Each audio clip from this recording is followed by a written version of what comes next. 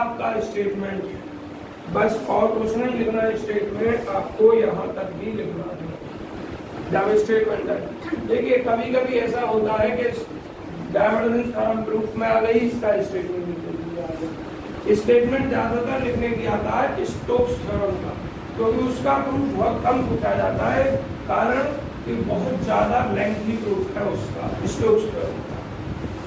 तो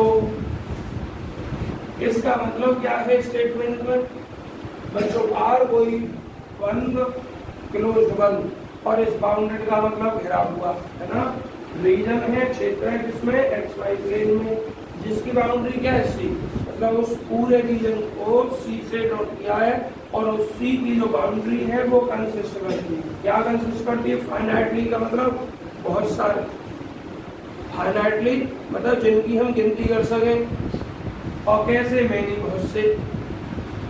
बहुत सारे स्मूथ कर्व जिनकी हम गिनती कर सकते हैं उनको कंसिस्ट कर दी है। माना एम और एन कंटिन्यूअस फंक्शंस हैं एक्स और वाई के।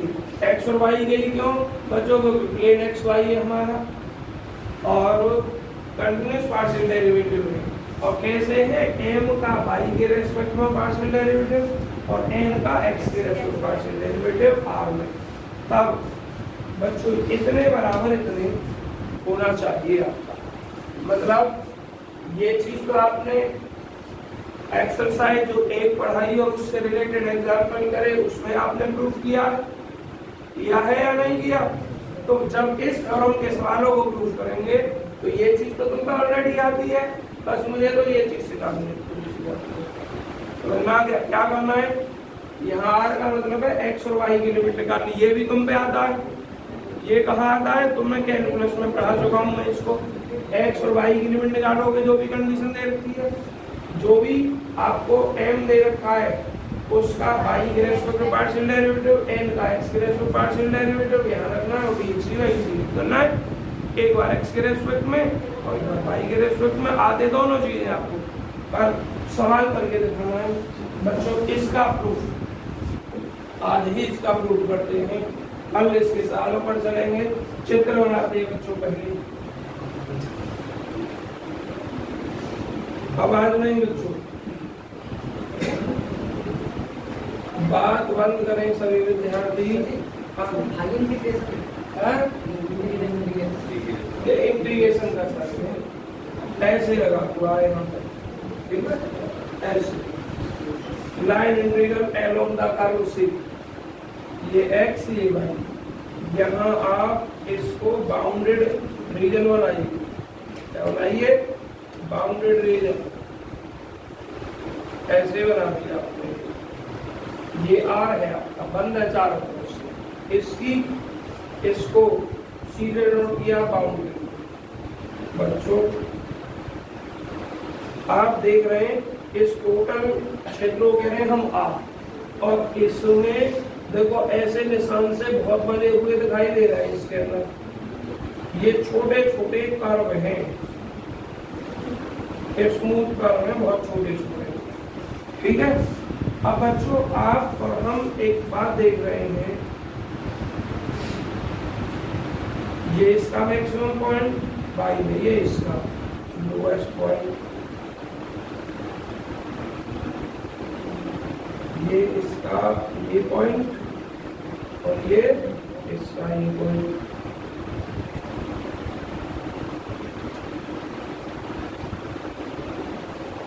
अब बच्चों एक बात देखिए, ये और ये कुछ तो हमें बाउंडेशंस माननी पड़ेगी, लिमिटेशंस। माना एक्स का मान ये वाला एक्स का मान b1, एक्स बराबर a1 लिया मैंने, ये एक्स बराबर b, और इसको y बराबर, इसको y बराबर, इसको y बराबर c माना और इसको y बराबर d। क्लियर हो गया नहीं हुआ? इतना चित्र हमने बनाया आपका। अब देखो ये पूरी की पूरी चीज इसमें से काट दोगे, बस आप लिखोगे शॉर्ट में सब कुछ इसमें चित्र में लिखा हुआ है। ये आर क्या है, रीजन है, आप क्या लिखोगे, रीजन आर।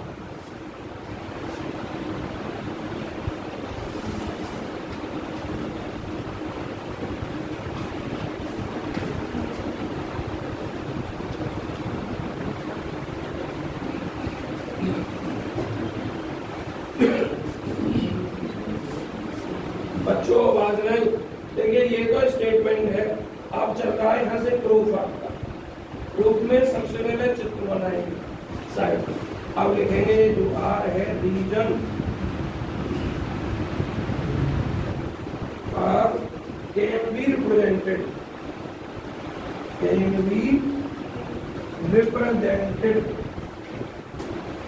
बच्चों अब हम इसके बारे में क्यों ना बता रहे, इसकी बाउंड्री है, ये छोटे छोटे काम से मिलकर बनी हुई है, ये सब आपके स्टेटमेंट में लिखा हुआ, ठीक है। तो region R can be represented in both of the form, in both of the form. कौन कौन सी फॉर्म में बच्चों? एक तो बाई के में, एक एक्स। देखो ये रीजन आर किसके बीच में, एक्स बराबर ए और एक्स बराबर बी के बीच में, और बाई की बात करूं तो सी और डी के बीच में। तो देखिए क्या लिखोगे, A is less than equal to X और is less than equal to B. मतलब एक्स जो है ए से बड़ी बराबर है और बी से छोटी और बराबर है, समझ में आया भाई। और बच्चों इसको जब हम फंक्शंस के रूप में व्यक्त करेंगे, इसके रूप में फंक्शंस के रूप में, तो कैसे लिखा जाएगा, fx is less than equal to y is less than equal to gx। अब देखिए ध्यान से, मतलब x नाम एक फंक्शन fx और दूसरा इसका फंक्शन gx, और फंक्शन को किससे डॉट करते हैं, y से। मतलब क्या हुआ कि फंक्शन भी अगर ये वाली कंडीशन होल्ड होती है तो इस कंडीशन को सेटिस्फाई करेगा। क्योंकि तो यहाँ क्या कहा, m एंड n दो पार्शियल डेरिवेटिव रखते हैं, तो दो फंक्शन के लिए।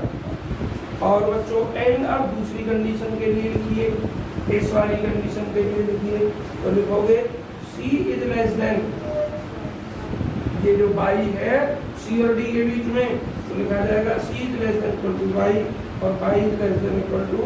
अब y के लिए कर रहे हैं तो दूसरे फॉर्म में चेंज कर दो, py is less than equal to x और x is less than equal to 0।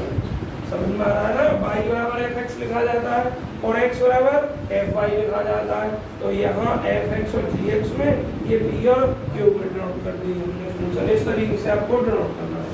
And in the adjoining figure, adjoin मतलब ये जो फिगर आपका बना हुआ है, जोड़ा हुआ है, देखो यहाँ में m मानू, क्या लिख रखा है e, तो ये हम, और ये आपका f मानू, तो ये e और ये बिंदु बच्चों क्या है हमारा a और ये क्या है हमारा b, और ये हमने ले रखा है a e b और ये a f b कंबाइन है, जुड़े हुए हैं, जो जुड़ा हुआ होता है उसको बोलते हैं एडजॉइनिंग।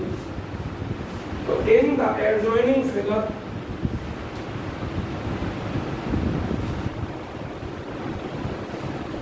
बच्चों दो थ्योरम बहुत इंपोर्टेंट है। In the adjoining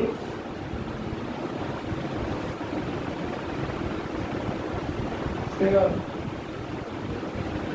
adjoining figure में द इक्वेशन, आवाज ना बच्चों, equations of the curve, of the curve. Curve कौन सा, तो मैंने बताया A E B and D F A R. क्या क्या है बच्चों, अभी समझा दूंगा। बाई बराबर f x, y equal to F x, आवाज नहीं बच्चों, एंड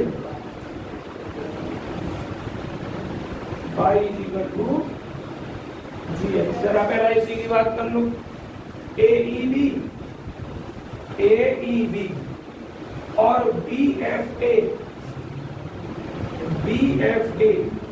इन दोनों के लिए बच्चों किससे ड्रॉप किया, y is equal to fx, क्योंकि हम ऐसे देख रहे हैं इसको, x अक्ष के पैरेलल देख रहे हैं इसको। लेकिन जब हम देखेंगे y अक्ष के पैरेलल EAF और EBF, तो फिर x is equal to FY से नोट किया जाता है। किससे किया जाता है, x इक्वल टू FY से। तो इसलिए पहले दोनों को डिनोट किया गया है किससे, बाई जो है fx और gx के बीच में, बाई fx और gx के बीच में। अब जरा अब उल्टा देखेंगे, मतलब इसके लिए बाई के पैरेलल ई ए एफ और ई बी एफ के लिए देखेंगे। तो इसने लिख दिया सिमिलरली करके, सिमिलरली इसी प्रकार the equations of the curve. बच्चों इसने क्या लिखा है, पहले एफ ए ई का उल्टा। देखिए मैं ऐसे बोल रहा था, इसने ऐसे बोला है, उससे कोई प्रॉब्लम नहीं है आपको।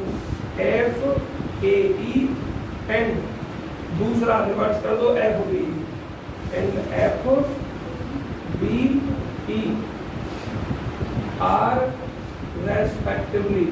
ये उल्टी हो जाएंगी आपकी बच्चों। एक्स इज इक्वल टू, ये हो जाएगी P Y and X is equal to Q Y. बच्चों पहले आप इतना फोटो के लिखाएंगे, बहुत शॉर्ट होगी ये थ्योरम आपकी। आवाज बंद करें। यहाँ तक समझ में आ गई होगी पूरी थ्योरी। बस चित्र से ही याद हो जाएगी, ये थ्योरी एक बार रिपीट करूंगा। चित्र बनाना है और चित्र से ही पूरी थ्योरी लिख जाएगी आपकी।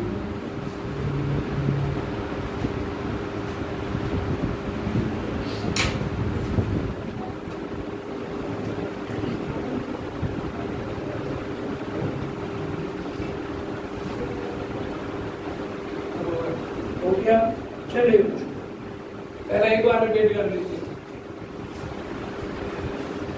ठीक है, आर क्लोज बाउंडेड रीजन, तो पहले क्लोज बाउंडेड रीजन ही बनाइए, सॉल्व करें।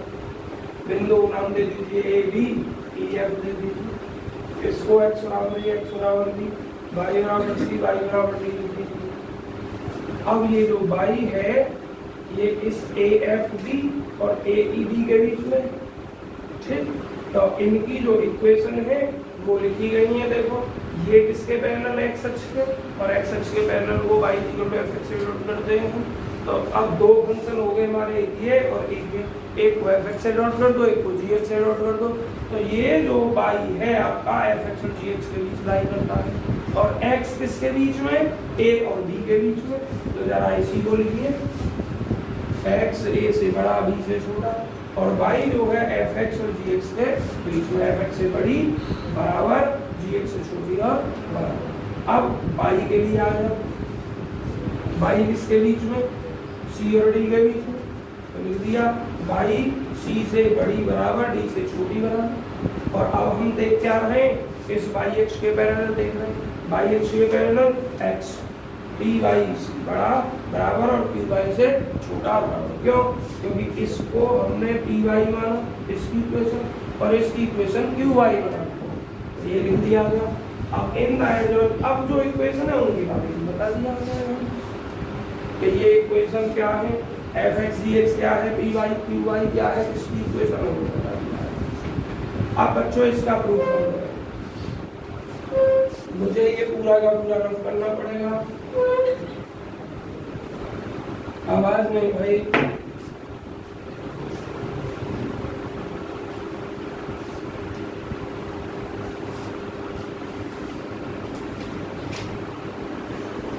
देखिए ये जो आर है, ये वाला इंटीग्रेशन है, ये इस पर और इस पर दोनों पर चला जाएगा, नहीं जाएगा, एक एक करके ले रहे हैं। पहले लेंगे del M over del Y का। देखिए बी है, हम रखते हैं, हम क्या रखते हैं बच्चों, integration bounded by region of del M over, N के लिए कर रहा हूँ बच्चों, del Y D X over D Y. अब यहाँ बड़े ध्यान से देखिए, जब इसका मान निकालोगे एक की लिमिट कांस्टेंट को और एक की लिमिट वेरिएबल में रखने के लिए। अब मैं कैलकुलेशन सिखा रहा हूँ, आपको कोई फंक्शन दे रखा है और आपको इसका मान निकालना है, और भाई अब आपको लिमिट कैसे निकालनी है। अगर y दिया तो y को y की लिमिट फंक्शन में लेनी है, और यहाँ नीचे डेल x लिखा है, del n over del x ये वाला, तो x की लिमिट फंक्शन में, और दूसरी इसमें लेंगे फिर कांस्टेंट में लेनी है। तो x equal to limit constant में, जो हमने चित्र में x की लिमिट क्या मानी है, से भी और बाई को फंक्शन में लेना है, और बाई का फंक्शन क्या पी एक्स और क्यू एक्स, तो ये चीज लिखी जाएगी आपकी। नहीं, बाई एफ एक्स और क्यू एक्स नहीं है, बाई एफ एक्स और जी एक्स है। क्या लिखोगे इसके बाद इसको X equal to A to B कहा था ना, अगर डेल वाई है तो बाई फंक्शन में एक्स की लिमिट कांस्टेंट में by equal to F X to G x, और ये del M over del Y और इनटू कितना है डी वाई। और बच्चों जरा देखना, हम बाई के रेस्पेक्ट कर रहे हैं ना इंटीग्रेट, और ये dx हो गया आपका बार। अब मुझे एक बात बताइए बच्चों जरा, हमारे पास कोई फंक्शन तो है ना, क्या m बराबर इतना है तो हम इंटीग्रेट करके लिख लें, बस हमें इतना तो पता है कि लिमिट जो है x के रूप में, इंटीग्रेट किसके रूप में लेते हो, y के रूप में लेते हो। इसका जो सॉल्यूशन होगा, ये वाला जो सॉल्यूशन होगा, अभी लिमिट तो फिर बाद में लगाएंगे, x और y दोनों के रूप में आएगा, क्योंकि m x और y का फंक्शन है। अब ये गॉस जी एक्स को हम कांस्टेंट मान लेंगे, जीरो हो जाएगा, बच्चों जीरो नहीं होगा। पार्शियल डेरिवेटिव आप जानते हो बहुत अच्छी तरीके से, अगर आपके पास में s है 2xy², आप इसका y के रेस्पेक्ट में करें तो x लिया है, वो तो विशेष कंडीशन होती है कि x के रेस्पेक्ट में करें तो y ही रह जाएगा, y का टर्म ही रह जाएगा। तो बच्चों तो ये कुछ का कुछ आएगा, अब फंक्शन हमारा m है तो हमारे m का ही फंक्शन आ जाएगा, और m का जो फंक्शन है वो x और y के रूप में, इसके रूप में होगा x और y के रूप में। तो आप इसको लिख दोगे mxy और इस पर लिमिट लगा दोगे x equal to a to b, और ये मैंने मान लिया बच्चों इसका इंटीग्रेट आ रहा है m, जो x और y का फंक्शन है, और इसकी लिमिट है y equal to fx to gx, और टोटल के बाहर लगा हुआ आपका dx। अब इसको रखोगे एक एक करके। बच्चों एक बात बताइए, x बराबर a टू पहले कौन सी लिमिट रखी जाती है, अब रखी जाती है तो पहले y के स्थान पर gx रखोगे, m x gx minus m x अब fx। परेशानी तो नहीं हुई, और ये क्या हो गया बच्चों dx हो गया। अब इसके बाद में ये क्या लाइन इंटीग्रल में लिख सकते हैं इसको m और n के लिए,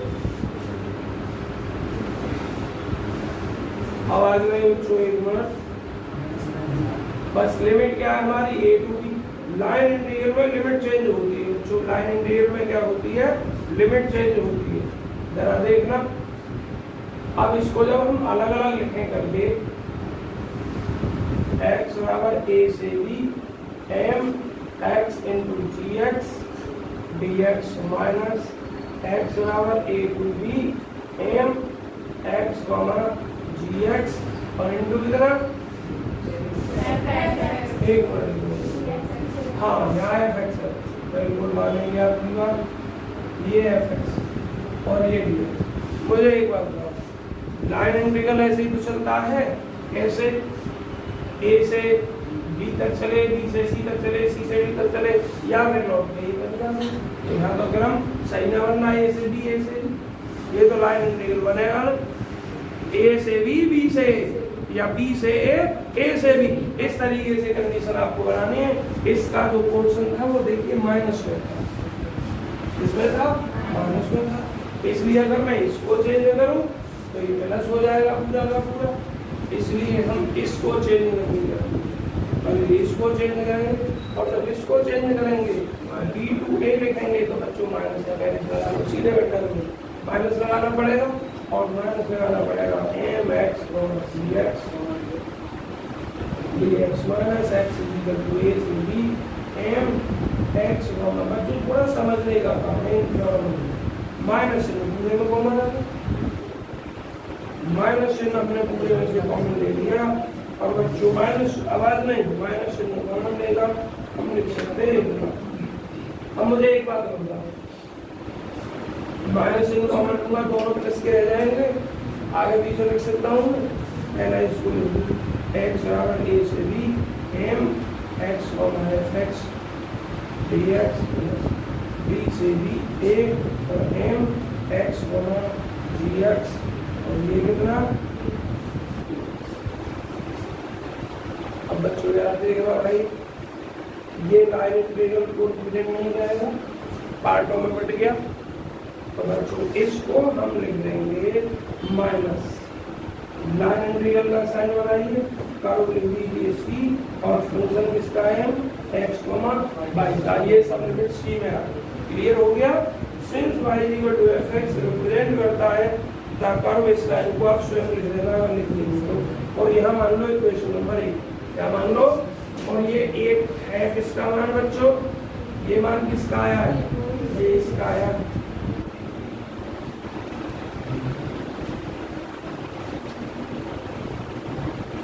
दूसरा पार्ट तो तुम्हें दिमाग लगाने की जरूरत ही नहीं है, क्योंकि जो काम था पहले में, क्योंकि सेम काम है। अब इसके सेकंड पार्ट बहुत जल्दी फोटो क्लिक करें बच्चों।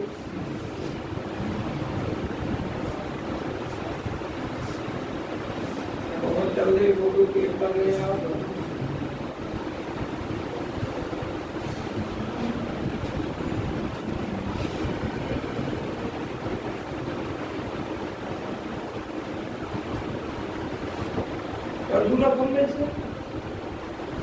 बच्चों अब मैं ये काम ये लाइन काम में आएगी, यही सिर्फ करना है।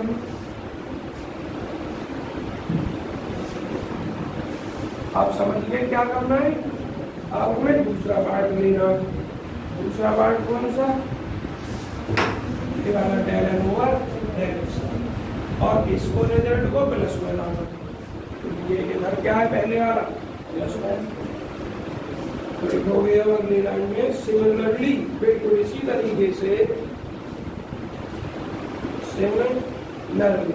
अब बच्चों अब जब हम आंसर करेंगे, 1 मिनट देखना, आंसर करेंगे तो ये माइनस में आ रहा है टैन ओवर टैन वाली, तो हम एक लाइन में बढ़ाकर माइनस उधर ना लग सकते, लिख दो डायरेक्ट में, जगह कम है इसलिए माइनस यहाँ ये प्लस कर देगा, माइनस से डिवाइड या माइनस से मल्टीप्लाई कर दिया बच्चों। अब हम इस काम को करेंगे सिमिलरली, इसी प्रकार से tan over tan x dx dy। अब तो तुम समझदार हो भाई, देखो लिमिट ऑफ x की फंक्शन जो रखना है, अब हमें उल्टा कर देगा। ठीक है, पहले क्या किया था, पहले लिमिट किसकी थी, y की, तो y को फंक्शन रखा था x को उसने रखा। अब लिमिट x की फंक्शन में रखेंगे और y की लिमिट कांस्टेंट। समझ आया, देखो यही काम हो रहा है इसमें। सिमिलरली इतने y की लिमिट कांस्टेंट हमने c और d मानी, और x जो फंक्शन था हमने क्या माना, dy और dy माना था, और ये हो जाएगा आपका tan n over tan x। अब dx लिखोगे अंदर और बाहर क्या लिखोगे, d। जरा ध्यान से देखिए। अब बच्चों ये n हमारे पास कुछ जनरल में तो है, आएगा तो अब कुछ x और y में रिप्रेजेंट कर ले रहे हैं, n फंक्शन आ रहा है, x और y आ रहा है, और लिमिट इसकी क्या है, d/2 dy, और ये क्या dy। यहाँ के बाद यहाँ लिख रहा हूँ बच्चों, ये सेम लाइन आपके चलने के लिए। अब क्या लिखा जाएगा इसको, c से d n, बच्चों ध्यान से देखना, इसके स्थान पर रख रहे हो आप इसको x के, ये लिमिट x नहीं है, x n qy और comma y minus n dy और कॉमा कितना y, और ये क्या आपका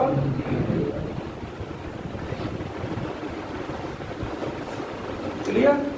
अब जरा देखना, अलग अलग लिख दो, c to d n q y dy minus n c से d n dy और y। जरा दिमाग लगाइए, ये वाला जो टर्म है tan n over tan x का प्लस में है, भाई इधर वाला प्लस में, हम इसको तो चेंज करेंगे गड़बड़ हो जाएगी, तो दोनों ही माइनस में हो जाएंगे, हम प्लस बना, इसलिए हम कहना ये चीज आसान है, कोई कठिन नहीं है। हाँ, पर मेहनत करनी है थोड़ी सी आज को। बच्चों देखो, चेंज कर दूं सी कर लो।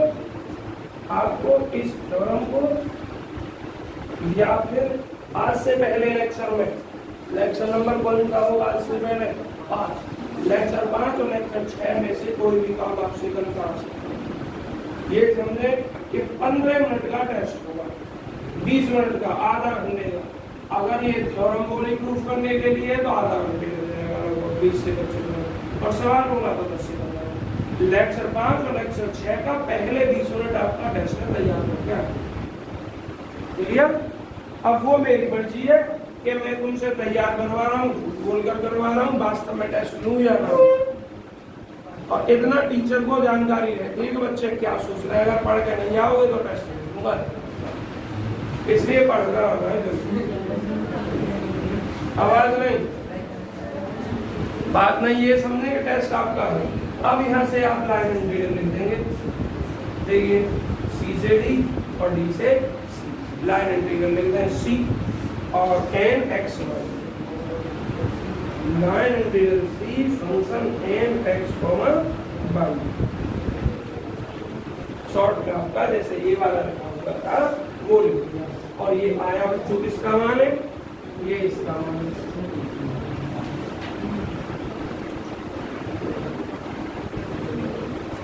इसको समीकरण नंबर 2 मान है, 1 और 2 को ऐड करना है। Adding equation 1 and 2। बच्चों अब मैं इस स्टेटमेंट को मिटा सकता हूँ, तो ये जो लिखी हुई है। और बच्चों देखिए, ये चीज लानी है। क्या लिखना है अभी हम? एडिंग, बच्चों बाद में इक्वेशन 1 एंड 2, 1 और 2 को ऐड कर देंगे। जरा देखिए, जब हम ऐड कर रहे हैं ये वाला प्लस में, ये वाला माइनस में।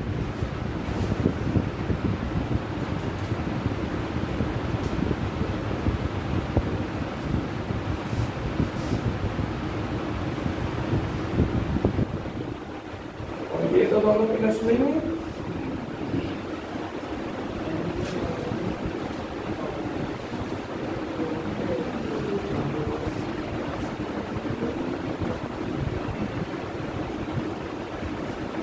बच्चों जरा देखना, आवाज नहीं।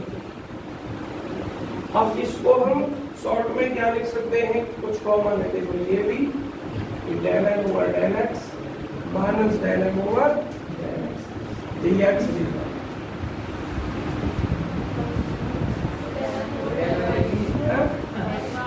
एक और हाँ, एक में डेल वाई आपके में एम वाली।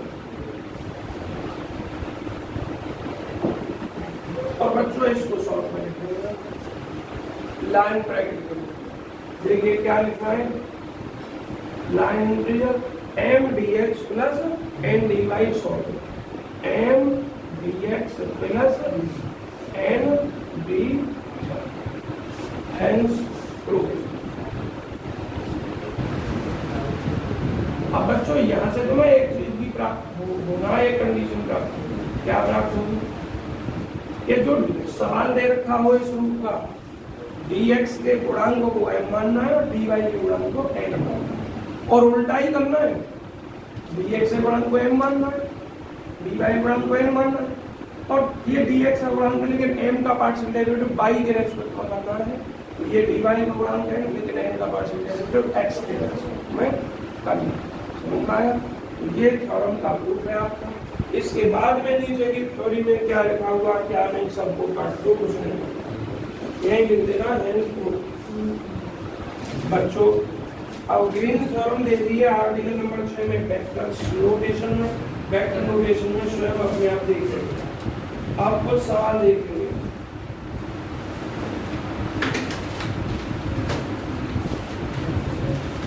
आज लेक्चर 7वां है, 6 मैंने क्या लेक्चर के लिए कहा था 3 लेक्चर देंगे बस इस चैप्टर में।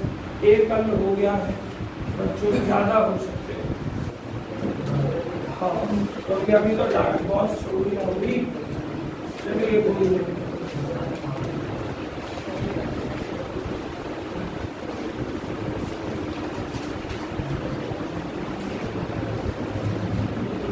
चलिए बच्चों एक सवाल देखेंगे।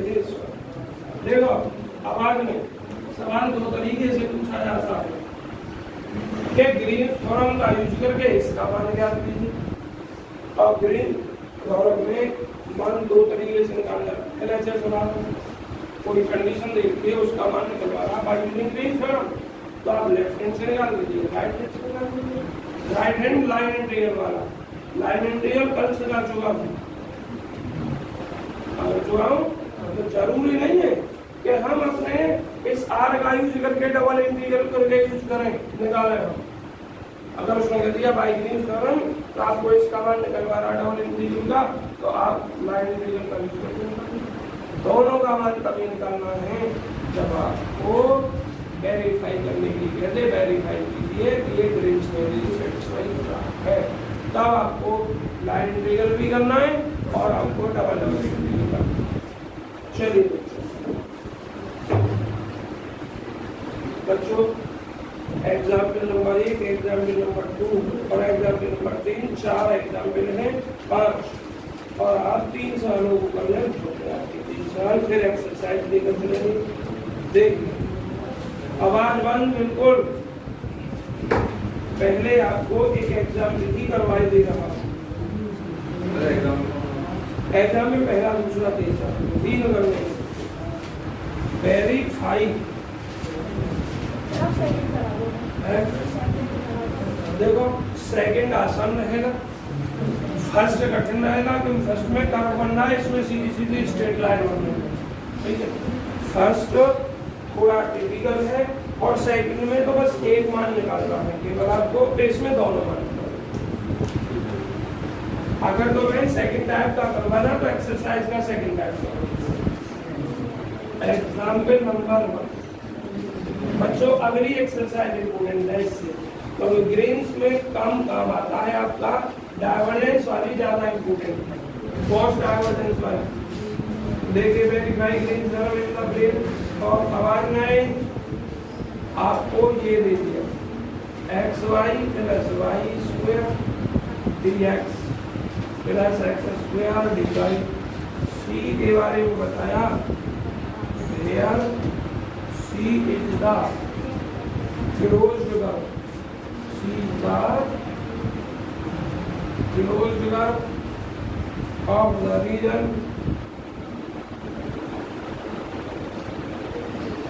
bounded by y is equal to x and y is equal to x square। मतलब जो C है इन दोनों का मिलकर बनी हुई है। पहला y is equal to x, और तो y is equal to x तो स्ट्रेट लाइन हो गई और एक साथ में कर्व हो गया y equal to x square, इन दोनों के द्वारा कर्व उठा और वेरीफाई करना ग्रीन्स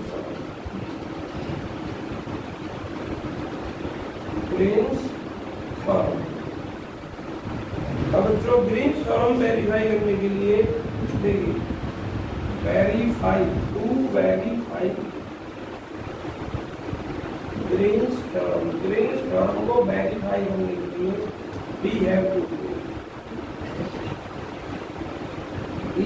to do हम सिद्ध करेंगे कि बच्चों क्या सिद्ध करेंगे। देखिए power del N over del N, पहले लिखो del N over minus del N over del Y और इनटू dx dy, और यहाँ लाइन इंटीग्रल, यहाँ क्या line integral m dx plus n dy। ये तो बच्चों आपका पुराना फॉर्मूला है, ये आपका नया फॉर्मूला, नया भी नहीं बल्कि एक बात कहें तो ये इससे भी ज्यादा पुराना है अपने प्रैक्टिकल मुश्किल। अब देखिए पहले बना लीजिए आप चित्र, पहले क्या बना लीजिए चित्र। इस कर्व के लिए चित्र आपका ये बना हुआ है, y equal to x straight line आपकी ये होती है इस तरीके से,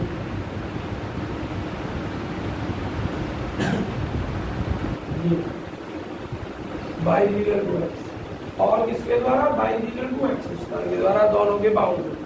अब y equal to x square मतलब x square equal to 4ay की फॉर्म, और वो जो पैराबोला ऐसे होता तो रेखा में इस पैराबोला के द्वारा बाउंडेड भाग ये हो गया ना, ये ठीक। पहले किधर जा रहा है, इस पर जा रहा है, क्योंकि यही तो कम बनाएगा। और फिर यहाँ पहुंचने के बाद फिर यहीं आना है बाउंड, फिर यूज क्या करेंगे, ये इसको मानो, इसको ए बी और सी। अब देखिए जरा ये चित्र बना लिया, हमें ये ज्ञात करना है और ये ज्ञात करना है। पहले कोई सी भी चीज आप ज्ञात कर लो, एम और एन, देखिए ये तो आपकी आसान है ही। मैं इसको तो आपके लिए कह भी सकता हूँ कि इसे स्वयं कर लेना, मैं पहले इसको निकालूंगा। इसको निकालते समय हमें क्या निकालना है, एम और एन देखना है। क्या देखना है, एम और एन देखना है। देखिए एम क्या है आपका,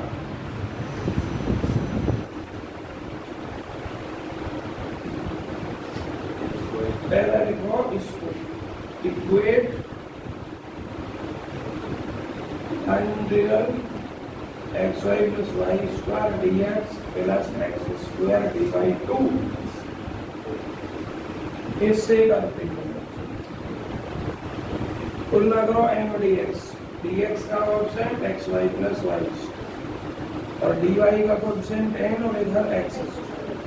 ध्यान रखना एम भलाई dx का कोएफिशिएंट, लेकिन m का पार्शियल डेरिवेटिव y के रेस्पेक्ट में पहले होगा x प्लस 2 और इस n का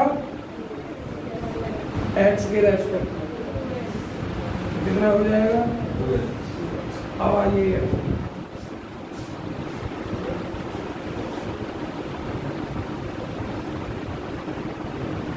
बात नहीं बच्चों, दोनों का एक साथ लेके चल दो, मानो गुणों को वही काम, del N over del X. अरे बच्चों एक वाला कोई बात नहीं है भाई, देखना बोतल का कोई नहीं है। अब देखिए जरा, आप मान रहे del N over del X की वैल्यू क्या है, 2x है, और इसकी वैल्यू क्या है x, तो प्लस माइनस माइनस, और ये क्या dx dy। अरे बच्चों बात नहीं, क्लियर हो गया यहाँ तक सब बच्चों को समझ में आ गया है या नहीं आया, ये ही लाइन आ रही है। अब बच्चों हमें क्या बताया था हमने आपको, एक की वैल्यू फंक्शन में माननी है और एक की वैल्यू कांस्टेंट। अब यहाँ हमारा सब काम अलग अलग हो गया, पूरा सब मिल गया, x minus 2y dx dy।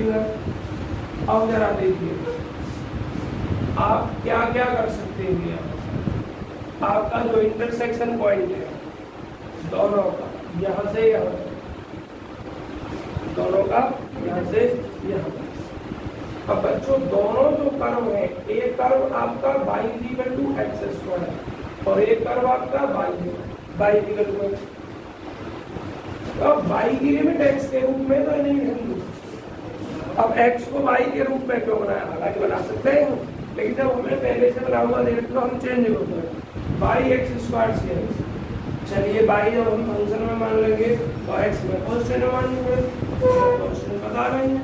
Constant के लिए हमें बच्चों ये दोनों का सॉल्व करनी पड़ेंगे, और यहाँ x का मान क्या और यहाँ x का मान क्या, यहाँ तो x 0 ही है यहाँ, और देखना तो उसके लिए हमें ये सॉल्व करने पड़ेगा, कितना आ जाएगा, लेकिन यहाँ सॉल्व करके दिखाऊंगा, पहले का ही। देखिए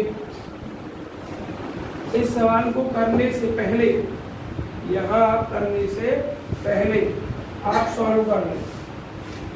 सॉल्विंग क्या क्या सॉल्व करना है आपको, जो गिवन कर्व दे रखे हैं y इक्वल टू x और y equal to x square दी है। बच्चों x की वैल्यू 0 और 1 प्राप्त हुई है, आपने बताया 0 तो मुझे यहीं से देख लिया मैंने, और 1 बता दिया। जरूर नहीं कि मैं x की वैल्यू लूँ, मैं y की वैल्यू ले सकता हूँ, लेकिन अगर y की वैल्यू लूँगा तो x सही हो जाए फंक्शन के रूप में, y के रूप में, तो यहाँ से जो x है यहाँ से xy हो जाएगा और यहाँ से x अंडर रूट y हो जाएगा। मैं क्यों y अंडर रूट में कैलकुलेशन जब डायरेक्ट y हमें दे रखा है। अब देखिए बच्चों एक्स की लिमिट 0 to 1, एक्स की कांस्टेंट लेनी, वाई की वेरिएबल। यहीं आप गलती करते हैं। आपके दिमाग में बात आती है कि हम पहले ऐसे चलें या ऐसे चलें। बच्चों अक्ष के साथ देखना पड़ता है। एक्स अक्ष के क्लोज कौन सा है, पहले ये वाला का हो गया। तो आप पहले ऐसे गए, यहाँ इंटरसेक्ट लिया, फिर इसके द्वारा इस आपकी इनिशियल जो लोअर लिमिट होगी वो एक्स स्क्वायर होगी इससे संबंधित, जो अपर लिमिट होगी वो इससे। समझ में आया नहीं आया? इस चीज का विशेष ध्यान रखें। आपकी गलती यही लिमिट के ऊपर सवाल गलत नहीं होगा, माइनस का ही आना। तो बच्चों क्या लिख दोगे, वाई की equal to x square 2x x minus 2y। मुझे एक बात बता दो, डबल इंटीग्रल या ट्रिपल इंटीग्रल करते हैं, डबल इंटीग्रल को सरफेस इंटीग्रल बोलते हैं। डबल या ट्रिपल इंटीग्रेट करें तो पहले हम उस वेरिएबल को खत्म करते हैं जिसकी लिमिट वेरिएबल के रूप में, तो y की लिमिट ही वेरिएबल के रूप में है। तो पहले यहाँ आप dy लिखेंगे और फिर dx लिखेंगे।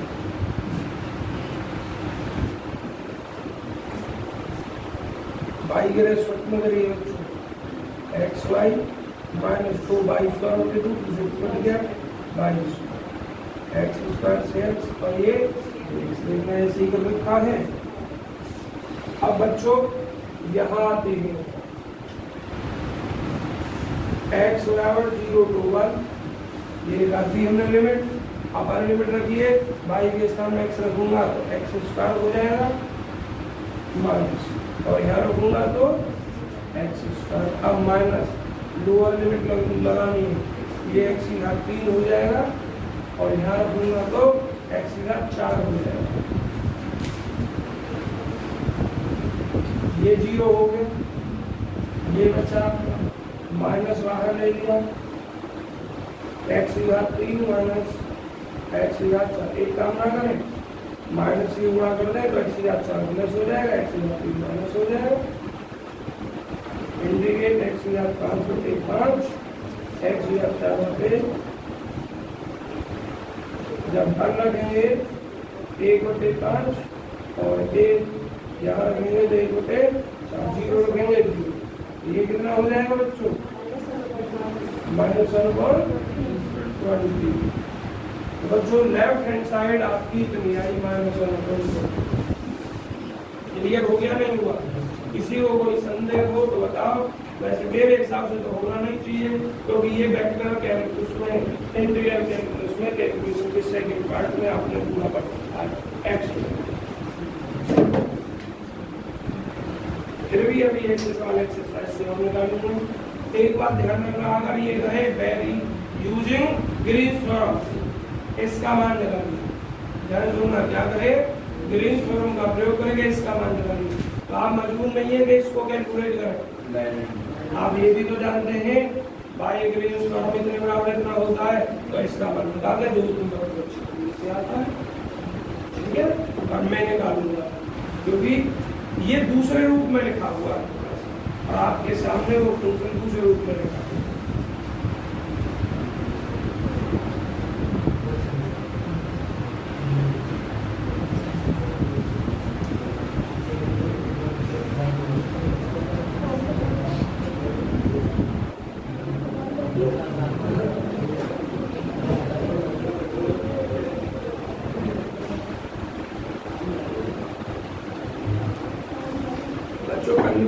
तो पहुंचनी होगी, मतलब 2 पार्टों में बांटनी पड़ेगी वो,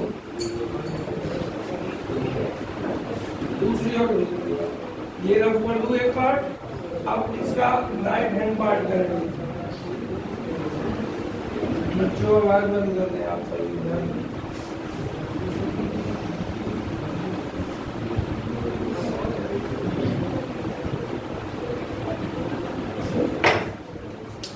ये बहुत सिंपल पार्ट है,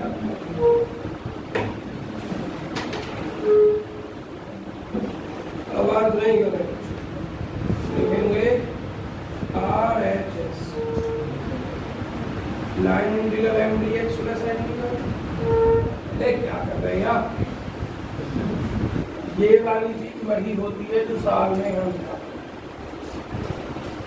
dx एंड dy लिख देते हैं xy plus Y square dx x square dy।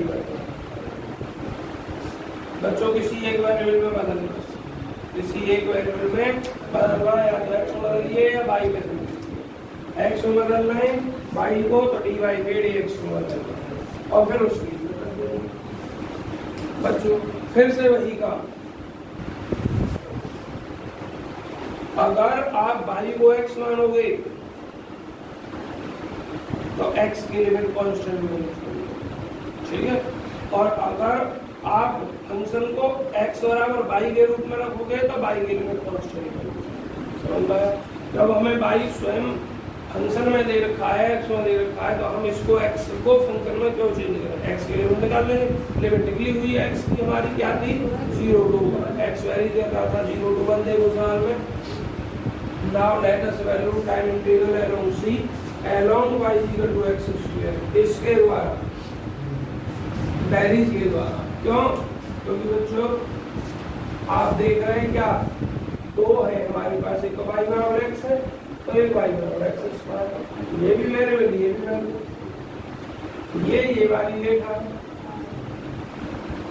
इस रेखा में दोनों ही वैरीज कर रहे हैं, x भी वैरीज कर रहा है, y भी वैरीज कर रहा है। और फिर इसके लिए हमें कर्व चाहिए, है ना, y इक्वल टू x।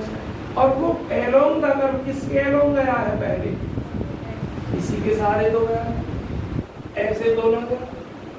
अगर ऐसे जाए फिर इधर जाना, तब फिर आप इसको। अब हमने जो केस दिया वो ये वाला केस दिया, तो हमें y बराबर x न मानकर y equal to x square use करना होगा और x की लिमिट लेनी होगी 0 to 1। तो क्या लिखोगे आप? कितना लिखने के बाद x varies 0 to 1 and along y equal to x square तो dy equal to 2x dx। ये चीजें आप यहाँ रखोगे। जब बच्चों के सवाल को x में बदलूंगा तो लिमिट मुझे x में चाहिए, x की मैंने लिख दी 0 to 1, x y की वैल्यू कितना x स्क्वायर, तो ये x यहाँ 3 हो गई, y की वैल्यू x स्क्वायर तो y स्क्वायर x यहाँ 4 हो गई x स्क्वायर, और ये कितना 2x dx। अब देखिए जरा चित्र या तो कोई यूज नहीं है, रख कर दो जितना भी पूछता वो बता दिया। बच्चों दूसरा सवाल जो आप करेंगे वो मत करिए, उसमें कुछ सोच विचार नहीं करना। x बराबर 0 to 1। बच्चों एक काम करो, डार्क चलो अभी ना करेंगे, x की घात 4 प्लस x की घात 3, और यहाँ देखो 2x की घात 3, और मैंने dx दोनों से कॉमन ले लिया। x बराबर 0 से 1, x की घात 4 प्लस 2 नहीं 3 x की घात 3 और dx इंटीग्रेट करते हैं। x की घात 5 होते 5, 3 x की घात 4 होते 4, 0 to 1 और x बराबर हो गई 1/5, 3/4 और 0 हो गया, तो ये 0 ही हो जाएगा। कितना हो गया ये 520, 4 × 4, 4 बजे 5 दिया 15, ये कितना बच्चों -8 नहीं बच्चों, माइनस का नहीं 19/20 हो गया। अब अभी पूरा सवाल नहीं हुआ, अभी आपने क्या किया था? अभी आपने किया था y equal to x square के लिए, अब उल्टा करो, आप करोगे y इक्वल टू x के लिए, इसके लिए करोगे y इक्वल टू x के लिए। देखो नीचे लिख रहा होगा, अब along the curve y equal to x के लिए dy dx हो जाएगी। बच्चों अब लिमिट भी चेंज हो जाएगी, आप पहले क्या थी 0 to 1, अब क्या हो जाएगा 1 to 0। क्यों हो जाएगा? ध्यान से देखिए, पहले पार्ट में चित्र ऐसे ही तो था, हम पहले यहाँ से यहाँ तक गए थे, अब यहाँ से यहाँ तक इधर आ रहे, तो यहाँ से यहाँ तक यूज हो गया, प्लस यहाँ से यहाँ तक का यूज होगा। तो लिमिट हम x की ले रहे हैं, तो यहाँ 1 to 1 और यहाँ 0 to 0, तो यहाँ से यहाँ तक आने में x 1 से 0 आ रहा, x वैल्यू यहाँ से कहाँ तक करना 1 to 0, और y बराबर क्या लोगे x वैल्यू, इसकी लिमिट निकालनी है और दोनों की लिमिट ऐड कर दोगे इस काम को। तो पहला क्या था, along y equal to x, अब क्या लिखोगे along y equal to x, लोगे जोड़ भी दोगे उसको, दोनों साइड देख लो इसको अपनी बुक से, दोनों से सरल करके वापस देखो बीच भी आ रहा है। क्लियर हो गया बच्चों? अब टाइम जरा देखना, बताना, एक सवाल और हो जाएगा आपका, इसको मैं रफ कर दूं जल्दी, फोटो क्लिक कीजिए, इसको भी करना है। इस बुक की बच्चों अभी किसी भी विद्यार्थी की फीस जमा नहीं हुई, सभी विद्यार्थी फीस जमा करें। लेक्चर 10 होने तक सभी विद्यार्थियों की फीस जमा हो जानी चाहिए, नहीं मैं तो आराम से छुट्टी कर दूंगा 2-4 दिन। सभी विद्यार्थियों की लेक्चर 10 तक फीस जमा हो जानी चाहिए, अगली पिछली साल। क्लियर?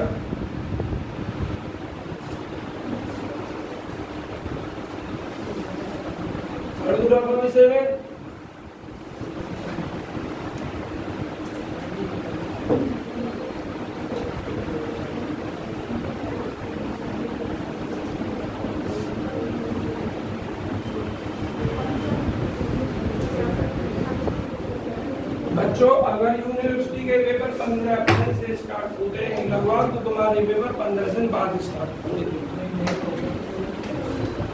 अगर यूनिवर्सिटी के 15 अप्रैल से स्टार्ट होते हैं तो तुम्हारे 1 मई के आसपास, और अगर आपके 25 अप्रैल से स्टार्ट होते हैं यूनिवर्सिटी के तो तुम्हारे होंगे 10 मई के आसपास, 15 दिन का टाइम मिलेगा। तो आपको 10 दिन यहाँ डेली जाना है, 10 दिन नहीं 3 या 9 12 दिन और टेस्ट देने डेली, और अपनी समस्याएं लोगों को पूछनी, ये किताब खत्म होने के बाद। बच्चों एग्जाम में अब 2 आप स्वयं करेंगे, एग्जाम में 3 भी आप स्वयं करोगे। हम एक्सरसाइज की तरफ बढ़ते हैं। अब देखिए एक्सरसाइज में से सवाल ऐसा कराएंगे कि जिसमें हमें दोनों साइड ना करनी पड़े, दोनों साइड करनी पड़ी तो हो नहीं पाएगा, आपको टाइम दिखाई दे रहा। पहले सवाल में वेरीफाई करना है, इस सवाल को आप स्वयं करके लाएंगे, ऐसा ही जैसा मैंने अभी कराया। मैं बस इवैल्यूएट वाला सवाल कराऊंगा, दूसरे में वेरीफाई, तीसरे में अप्लाई ग्रीन थ्योरम, इसमें भी इवैल्यूएट करना है, और चौथे में भी इवैल्यूएट करना है। तो देखिए बच्चों चौथा सवाल देख लीजिए और तीसरा एक से। चलिए आवाज बंद करो, पहले 5वां सवाल कर लीजिए, इसमें भी इवैल्यूएट करना है। चलो चौथा ही इवैल्यूएट करना है ग्रीन थ्योरम का यूज करके। बच्चों जरा देखिए, evaluate by GT Green theorem, c t की घात minus x sine y D x t की घात minus x cos y d y. बच्चों मैं यहाँ बता कंफ्यूज हो रहा हूँ कौन सा करवाऊँ, इनमें से एक सवाल की संख्या मिस्टेक है, मुझे वो बता दें। तीसरे में हो रहा करेक्शन, इसलिए यहाँ संख्या। अब आवाज में ये हमें इवैल्यूएट करना है, और बच्चों सी क्या है जरा देखना। हियर जहाँ C is the rectangle with vertices, vertices क्या क्या दिए, 0 0 पाई 0 पाई 2 पाई बटे 2 और 0 2 पाई बटे 2। सबसे पहले आवाज नहीं कर रहे बच्चों, इसको f into dr वेक्टर भी लिख सकता है। ध्यान सुनिए, आपसे वो ये भी कह सकता है कि evaluate f vector into dr vector का ये इंटीग्रेट का साइन करके बाय यूजिंग रेंज थ्योरम का या जरूर नहीं ये साइड लिखे, आपको डबल इंटीग्रल वाली साइड लिख सकता है या ग्रीन्स थ्योरम का यूज करके इसका मतलब वो कुछ नहीं कह सकता। अब सुनो इसको F into D R vector को, अरे एफ ही वेक्टर है और आर एक्स आई के पाई जे कैप ये वेक्टर है, डी आर डिफरेंशिएट करेंगे d x i d y j cap हो जाएगा और मल्टीप्लाई करेंगे तो यही तो फॉर्म आती है उसकी। अब से पहले कई सवालों में की आपने, तो इसलिए इसको F vector into D R vector ले सकता है। अगले सवाल में जस्ट का पास में देंगे। अब घबरा मत जाना क्या पूछ लिया, यही चीज पूछी है। चित्र बना लिया, रेक्टेंगल बनाए, x positive x negative y positive y negative. जरा देखिए ध्यान से, अरे इधर 0,0 ये हो गया, पाई कॉमा 0 लगभग मैं यहाँ मान ले रहा हूँ पाई, इस पर देखा दीजिए मैंने पाई कॉमा 0, फिर पाई कॉमा पाई बटे पाई यहाँ ऊपर पाई बटे यहाँ चले हुए ये रहेगा बिंदु 0,0 ए, बी पाई कॉमा 0, सी पाई कॉमा पाई बटे 2 और डी है भैया 0 से पाई बटे 2। क्रम सी के पार्ट में बढ़ जाएगा, 4 पार्ट में बढ़ जाएगा। तो जरा देखिए ध्यान से, आवाज सी ई की power minus x sine y into d x plus e की power minus x cos y d y. इसको पहले लिखोगे आप ए बी लिख दोगे, बस मैं हिंट दे रहा हूँ बच्चों। ये वाली लाइन जो भी लो प्लस बी सी, ये वाली लाइन जो भी दो प्लस सी डी जो भी दो प्लस डी ए जो भी दो, जो ये लिखा होगा। अब क्या करना है, ए बी के लिए एक्स वैरी करना है 0 to पाई, वाई कॉन्स्टेंट है, वाई भी 0 रख दोगे और डी वाई भी 0। क्या करना है के बाद, अब अगली पार्ट बी सी के लिए एक्स कांस्टेंट है पाई, एक्स ऑफ पाई और डी एक्स ऑफ 0 हो गई, पाई वैल्यू करना है 0 से पाई तक। इसके लिए सी डी के लिए एक्स वैल्यू करना है पाई से 0 और पाई कांस्टेंट है डी बाई 0। अब ऐसे इसके लिए तो बन गया सवाल पिछली एक्सरसाइज का या नहीं बना, सेम करके ना हो गया, स्वयं करके क्लियर हो गया। बच्चों ध्यान से सुने, इस सवाल के लिए आपसे कुछ भी एफ वेक्टर दे दे, आर वेक्टर दे दे, एफ वेक्टर दे दे, आर नहीं देगा एफ वेक्टर देगा और कंडीशन दे देगा। आपसे कह देगा यूजिंग ग्रीन्स थ्योरम का यूज करके del N over del x minus del N over del y into d x d y ज्ञात कीजिए। तो ये लाइन करें आप, ये जरूरी नहीं, आप इसका मान निकालने के लिए इस केस को यूज कर देंगे m D x plus n. क्यों? क्योंकि ये वाले केस से इसकी अपेक्षा कैलकुलेशन जल्दी होती है और आपको टाइम भी बचाना है। और ग्रीन्स थ्योरम का यूज करके कह रहा है तो जो मान इसका होगा वही मान इसका। समझ में आया नहीं आया? आपको जो घर से सवाल करके लाना ये कंप्लीट करके लाना है और बच्चों सवाल नंबर 4 भी कंप्लीट करके लाना है। 4 तो यही है, हाँ 5वां कंप्लीट